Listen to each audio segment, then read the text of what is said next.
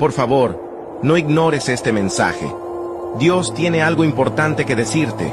En 2 meses, Él transformará tu vida por completo. Tu salud mental, tus asuntos financieros y espirituales experimentarán un cambio significativo. Confía en su plan y mantén la fe, porque Él está obrando a tu favor en este momento. Abre tu corazón a sus bendiciones y prepárate para recibir abundancia en todas las áreas de tu vida. Comparte este mensaje de esperanza con aquellos que lo necesitan y sé parte de la obra de Dios en la vida de otros. Que cada palabra hablada en fe sea sellada con un amén de gratitud y confianza en Dios.